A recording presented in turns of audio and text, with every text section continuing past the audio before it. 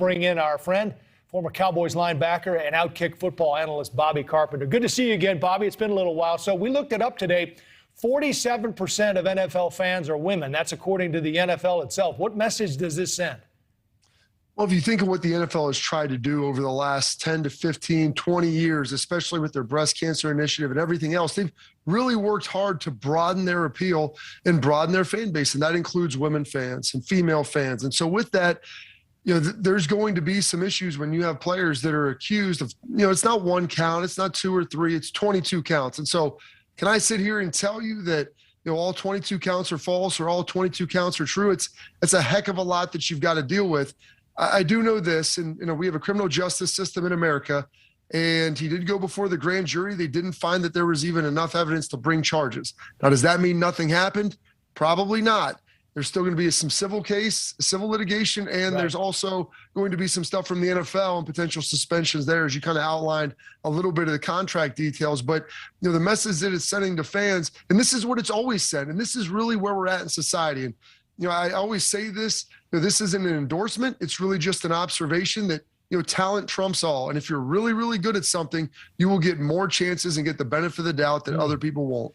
So do you think this is something that will pass once they kick off the games in the fall?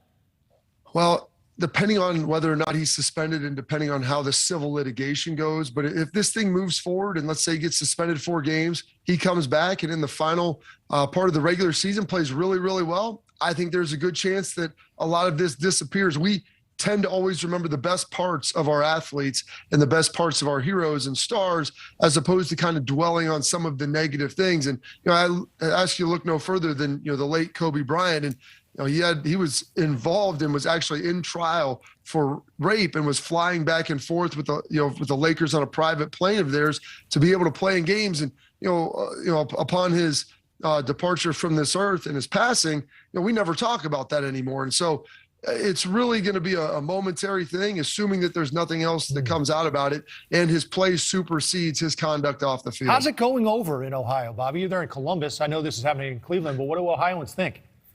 Cleveland Browns are the #1 sports team in Columbus, Ohio, and Jimmy Haslam owns the Columbus Crew. He's done a tremendous job of trying to continue to ingratiate, all of Columbus with that. And I'm going to be honest, there's a lot of people on social media who have been lifelong Browns fans, and you know what, they said, it might be time for me to find a new team. Joe Burrow and the Bengals were just in the Super Bowl. Maybe we'll look down south. And then you also have the people who staunchly defend it, and they say, hey, if you ever listen to music by Michael Jackson or point out other, or other celebrities or famous figures that also have been highly flawed and have serious accusations tied to them. And, it's sports. I try to decouple it.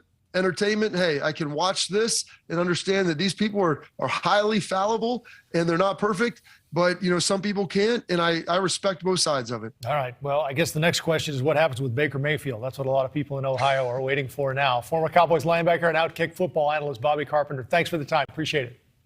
Thank you. Thank you for watching. Click the red subscribe button below so you can get more of NewsNation's fact-driven, unbiased coverage.